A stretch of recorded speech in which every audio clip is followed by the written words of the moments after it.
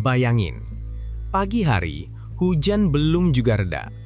Dalam hitungan jam, air masuk rumah, naik sampai betis. Kayu-kayu besar hanyut, bahkan jasad manusia ikut terseret.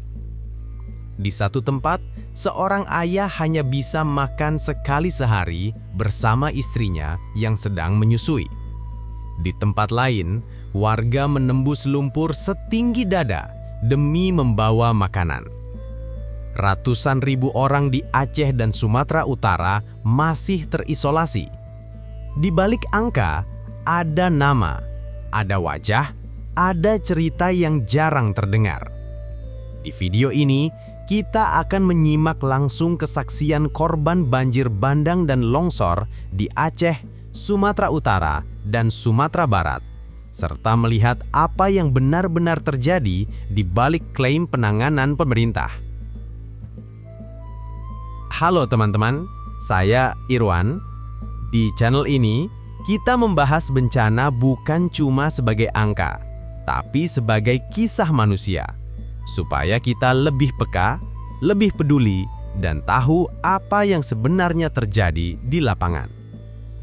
Hari ini, kita membahas banjir bandang dan longsor di Aceh, Sumatera Utara, dan Sumatera Barat. Mulai dari klaim pemerintah, kesaksian warga yang belum tersentuh bantuan, sampai respons politik nasional. Kita mulai dari gambaran besarnya. Pemerintah memastikan penanganan berjalan cepat dan tepat sasaran. Tapi kesaksian warga di lapangan menunjukkan cerita yang berbeda. Di Lubuk Tuku, Tapanuli Tengah, warga mengaku belum menerima bantuan sama sekali. Di Benor Meriah, Aceh, beberapa kampung masih terisolasi total. Pasokan menipis, bahkan ada warga yang tidak makan berhari-hari. BNPB menyebut masih ada daerah yang sulit ditembus. Satgas Gabungan TNI Polri butuh beberapa hari lagi untuk membuka akses. Mari kita tarik nafas sebentar. Semua cerita ini bukan angka. Ini manusia yang sedang berjuang bertahan. Di Malampah, masalah utama adalah makanan. David hanya bisa makan sekali sehari bersama istrinya yang sedang menyusui. Akses rusak, bantuan sulit masuk. Distribusi baru terasa setelah warga, TNI, dan Polri membangun jembatan darurat. Dan kisah dari Agam ini bukan yang paling berat. Ratusan kilometer dari sana, di Tapanuli Tengah, situasinya bahkan lebih genting. Banjir datang sejak pukul 5 pagi. Arjun mengungsikan keluarganya, tapi tempat tujuan juga sudah kebanjiran.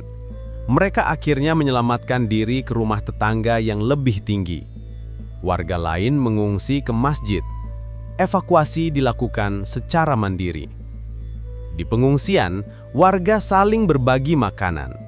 Tapi hingga hari itu, Arjun menyebut belum ada bantuan pemerintah. Air bersih terputus. Mereka terpaksa memakai air hujan. Keponakan Arjun sempat sakit. Sudah seminggu tidak membaik, mau sampai kapan? Katanya. Nasution melihat bantuan dijatuhkan dari helikopter. Hanya mie instan. Menurutnya, itu tidak cukup. Warga butuh beras. Yang paling membekas, ia menyaksikan 7 jenazah diangkat dari belakang rumahnya. Trauma itu masih melekat. Hingga hari ke-7, daerah mereka belum tersentuh bantuan layak. Untuk bertahan, mereka gotong royong. Rumah Nasution menampung 30 orang dari 9 kakak. Persediaan menipis. Mereka makan nasi tanpa lauk. Air bersih menipis. BBM langka. Listrik dan jaringan terganggu. Akses jalan putus total. Bencana terjadi Selasa. Bantuan sampai sekarang belum ada. Kami sudah lelah, katanya. Lebih dari 150.000 warga di Benor Meriah masih terisolasi. Logistik hanya cukup untuk beberapa hari. Ada warga yang tidak makan, ada yang berjalan berhari-hari demi mencari bantuan. Di Aceh Tengah, longsor merusak jaringan listrik utama. Satu kabupaten gelap gulita. Komunikasi lumpuh. Jalur darat lumpuh. Jembatan-jembatan ambrol, jalan tertimbun longsor, dan beberapa jalur nasional rusak. Akibatnya, bantuan tidak bisa masuk sama sekali.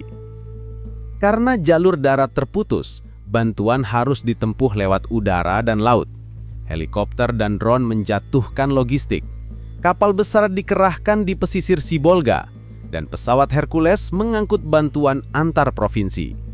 BNPB mengerahkan alat berat untuk membuka jalur yang tertimbun. Angkanya sulit dipercaya.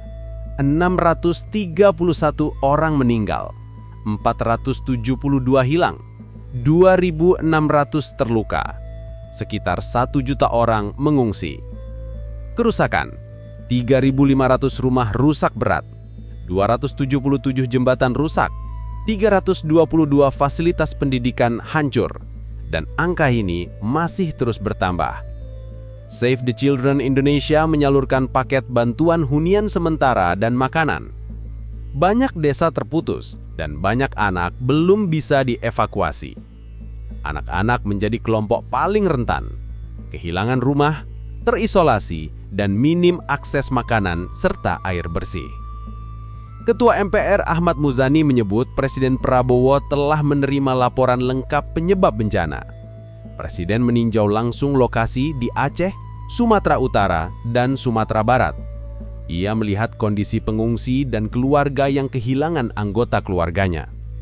Pemerintah menegaskan bahwa seluruh kekuatan dikerahkan untuk memulihkan kondisi dan membuka kembali akses jalan. Teman-teman, inilah rangkaian lengkap bencana banjir bandang dan longsor di Aceh, Sumatera Utara, dan Sumatera Barat. Sekarang, saya ingin bertanya pada kalian, bagian mana yang paling membuat kalian terpikir? Perjuangan menembus lumpur? Air bersih yang terputus? Anak-anak yang belum dievakuasi? Atau soal distribusi bantuan? Tulis pendapat kalian di kolom komentar. Kalau kamu punya keluarga di Sumatera, atau sekedar peduli, bagikan video ini agar lebih banyak orang tahu kondisi sebenarnya. Like, share, dan subscribe sangat membantu channel ini terus membuat liputan seperti ini. Terima kasih sudah menonton. Saya Irwan, dan semoga kita tidak hanya ikut sedih, tapi juga ikut peduli.